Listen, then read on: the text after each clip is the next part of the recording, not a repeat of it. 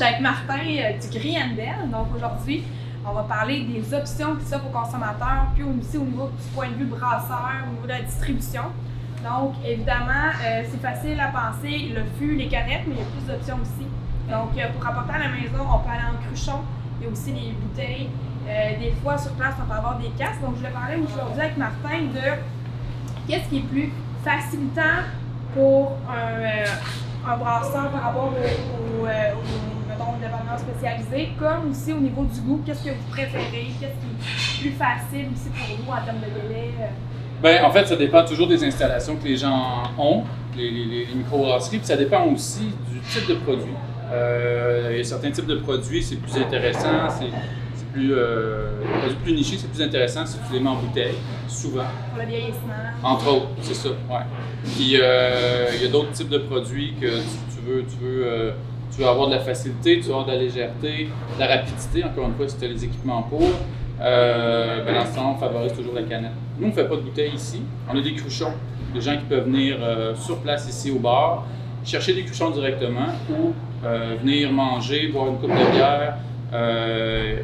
Ils remarquent une ou deux bières qu'ils aiment beaucoup ou plus. En quittant, avant d'avoir la facture, ils vont prendre des bières en cruchon pour emporter. Est-ce que tu peux expliquer un peu le cruchon? Peut-être qu'il y a certaines personnes qui ne le savent pas, c'est pour une consommation plus rapide au niveau de la conservation de la bière. Oui, c'est ça exactement. C'est pas scellé comme une bouteille ou une canette. Fait que dans le fond, c'est un produit, idéalement, tu le consommes, faut le garder au froid, ça c'est sûr. Puis une fois qu'il est ouvert, il faut que tu le consommes dans l'heure ou les 2 heures qui suivent. Puis quand il est plein, il est fermé, il sort d'ici. Normalement, tu le consommes dans la semaine. Puis aussi, qu'est-ce qui est intéressant avec les cruchons, puis pourquoi qu'on serait tenté d'aller vers ce produit-là, plus une canette, c'est que souvent, il y a des brassins spéciaux. Mm-hmm. Donc, c'est des petites batches que vous pouvez faire. Aussi, oui. Mais des fois, c'est des bières dans la cédule de brassage, on n'a pas le temps d'en faire 2 fois, une fois pour les canettes et une fois pour le fût. On va choisir un ou l'autre.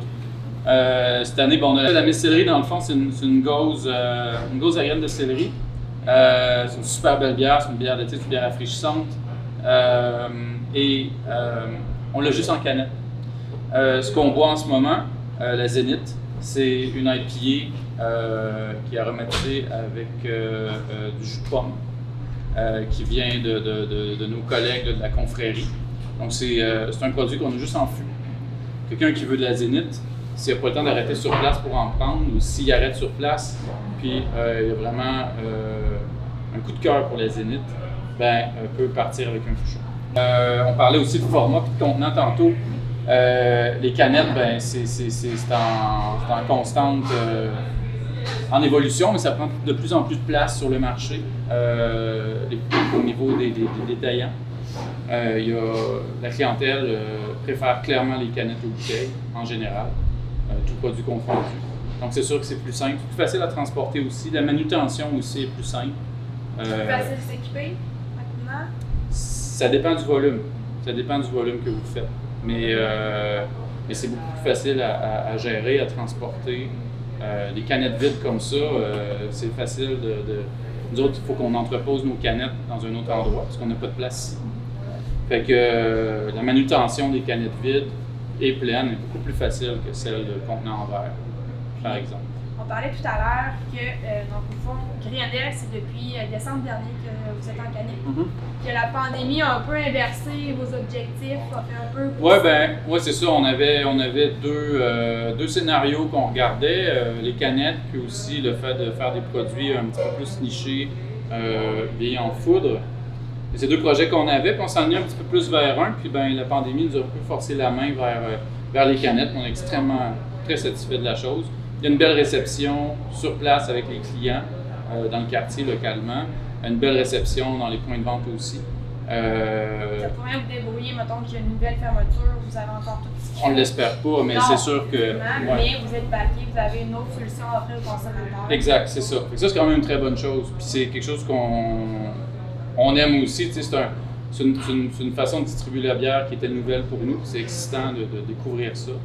Donc, puis l'autre volet que je vais aborder avec toi, Martin, oui. c'est le volet culinaire. Donc, oui. Griendel aussi est reconnu pour sa cuisine, pour les plats, autant travailler avec la bière que aussi l'offre globale, les accords, mais et bières. Oui. Donc, je voulais parler un peu de cet aspect-là avec toi. Pourquoi c'est important pour vous puis que vous démarquiez? Ben pour nous, en fait, depuis le début, le Griendel, c'est le projet de faire une espèce de microbrasserie de quartier qui est accueillante, qui est le fun, puis où est-ce qu'on peut se gâter, se faire plaisir. Donc pour nous, ça allait de soi qu'on allait le faire avec la nourriture. La plupart des microbrasseries, c'est pas toutes les microbrasseries, mais la plupart, ils ont aussi une offre culinaire. On dirait que ça va de soi maintenant dans le modèle. C'est un modèle assez hybride où est-ce que tu vends ta bière que tu fais sur place, puis en plus, ben, tu offres des repas. C'est plus agréable pour les gens, puis souvent, ben, ça fait qu'on vend un petit peu plus de bière aussi, parce qu'on vend la nourriture en même temps. Nous, ben, on a toujours voulu faire de la qualité à tous les niveaux, de la bouffe y compris.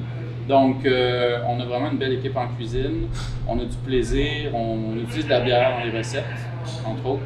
On fait des accords, c'est beaucoup des choses que nous, on trouve au fur et à mesure, comme ça dépend de ce que les gens recherchent. Il y a plusieurs façons de faire des accords.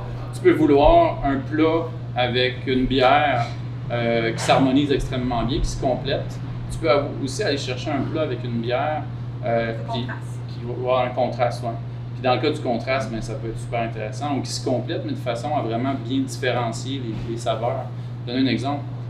Des plats avec du fromage de chèvre, ça a l'air contre-intuitif, mais n'importe quel type d'IPA, ça va super bien avec ça. C'est super intéressant au niveau de la texture du fromage de chèvre. On dirait que ça l'aide à faire tenir les arômes d'IPA, comme un fromage pourrait rester plus longtemps en bouche, par exemple. C'est super intéressant. Mais on ne fait pas nécessairement des plats pour aller directement avec les bières qu'on a. Mais on va conseiller des bières aux clients qui vont aller avec leur goût à eux, puis qui vont aller avec le type de plat qu'ils vont commander la journée qui sont là. Vous avez aussi le volet boîte à lunch, décor aussi, que je trouve qui est bien présent. Ouais. Vous êtes justement dans un quartier qui a beaucoup de parcs à proximité. Ouais. De votre offre, justement, de développer ce volet-là. Est-ce qu'il est arrivé avec la pandémie? C'est déjà bien présent? C'était avec la pandémie. On ne voulait pas le faire avant, au fond, on voulait le faire le moins possible. Tout ça, en fait, c'est avec la pandémie, puis là, on recommence à le faire un peu moins. Mais en temps de pandémie, on s'est adapté, puis on a fait beaucoup de take-out. Ce qui est facilitant avec le modèle d'affaires qu'on a, puis avec la situation dans laquelle on est en fait ici, c'est ce qu'on cherchait. 70% de notre clientèle habite à 10 minutes à pied. Fait qu'on a une clientèle qui est à proximité. Ça rend les choses un peu plus faciles. Il y a certains commerces, certains restaurants, tout ça. Si la majorité de leur clientèle, c'est des touristes, par exemple, dans certains quartiers de Québec, c'est ça. Ben, ça devient difficile à partir du moment où il n'y a plus de tourisme, ou est-ce qu'il peut accueillir des travailleurs pour des 5 à 7 ou des choses comme ça. Ici, l'avantage, c'est que la majorité des gens sont vraiment à 5 à 10 minutes à pied. Et on continue de vous encourager autant au niveau de boire local que de manger local. Exact, c'est ça. Ben, tu sais, le take-out, ça va jamais arriver à faire tes frais de la même façon que tu peux le faire avec une salle ouverte. Très, très loin de ça. Mais au moins, on avait des revenus qui venaient de ça, quand même temporairement, pendant la pandémie. Puis, ben, à partir du moment que le soleil était là, ou la température était là, ben, effectivement, le parc Victoria à côté, ça devenait intéressant. Les gens venaient ici, s'achetaient des cruchons, s'achetaient des canettes, puis une coupe de bouffe pour emporter, puis aller s'installer faire des pique-niques. Ça, c'est le fun. C'est vraiment le fun. Mais on aime toujours mieux que les gens viennent ici pour manger. Ça reste l'option la plus intéressante. Non seulement parce que ça nous permet de les rencontrer, c'est quelque chose de différent avec le modèle plus pub, du modèle juste industriel, on fait des canettes puis on ne rencontre pas trop les gens. Le modèle pub, c'est que ça nous permet de voir les gens. On les voit, nos clients. On peut leur parler, on peut échanger avec eux. Avoir les impressions aussi. Exact. Oui, puis on peut leur expliquer pourquoi on fait les choses de cette façon-là. Puis ça, c'est extrêmement... c'est tellement une belle partie du travail, en fait. C'est le fun de pouvoir parler aux gens. Le volet humain a été difficile en dernière année, puis c'est ça qui est important aussi avec l'événementiel qui est arrivé au niveau du festival. C'est pour ça qu'on ramène le monde des microbrasseries. C'est le temps justement de retourner prendre le contact avec le brasseur, toute l'équipe. Ben, c'est une belle initiative parce que dans le fond, c'est ça, nous autres, puis on le voit là, depuis le 1er juin, les gens sont au rendez-vous, les gens sont là, sont revenus, ça se passe, puis c'est le fun de les voir. Puis il y a du monde qu'on n'avait pas arrêté de voir parce que c'est une bonne chose aussi parce qu'ils revenaient chaque semaine pour du take-out. Ça, c'était vraiment le fun. Mais c'est sûr, d'être capable d'expliquer le produit, c'est plus facile. Tu sais, des fois, le client qui arrive dans un dépanneur, puis il y a 500 canettes. Ben, tu sais, de 200 microbrasseries différentes, par exemple, ben, tu peux pas leur dire vraiment, ben, prends mon produit parce que, voici pourquoi je l'ai fait, voici qu'est-ce qui goûte en détail. Une petite description de 2-3 lignes, puis ben, tu as le rayonnement de la brasserie. Fait que, c'est plus de travail au niveau de la communication. De rencontrer les gens sur place, c'est plaisant. Alors, Martin, on a un tout nouveau plat devant nous qui a l'air délicieux. Les fameux mac and cheese. Qu'est-ce qu'on a de spécial devant nous? Oui, ben c'est un mac and cheese dans le fond qui est fait bien sûr avec macaroni, puis avec du Hercule vieilli 24 mois. Un excellent fromage. En garniture, il y a une belle petite salade et de la morille. C'est super bon. Il y a aussi du xérès dans la sauce. C'est super intéressant comme plat. C'est le genre d'affaires qu'on aime faire ici. Tu sais, je parlais du fait qu'on aime se faire plaisir et se gâter. Ben, souvent, c'est une caractéristique qu'en fait, j'aurais peut-être dû le dire comme ça.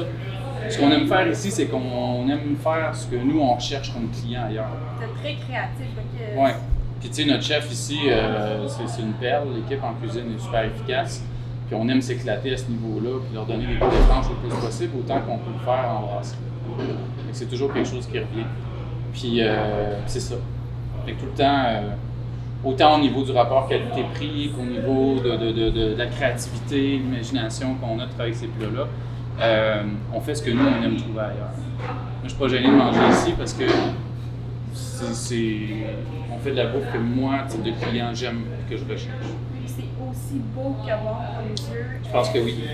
Je pense que oui. Puis ça, c'est de belles photos quand vos menus sortent la semaine, là, ça en lécher les doigts quand on peut juste regarder. Oui, ben c'est très gentil, ça, c'est fin. Puis on essaie de travailler là, le mieux possible dans tout ce qu'on fait, toujours s'améliorer. Mais ça, c'est ça, on l'a ressorti la semaine dernière. Pour essayer, c'est vraiment bon. C'est vraiment, vraiment bon. Ouais. Merci beaucoup.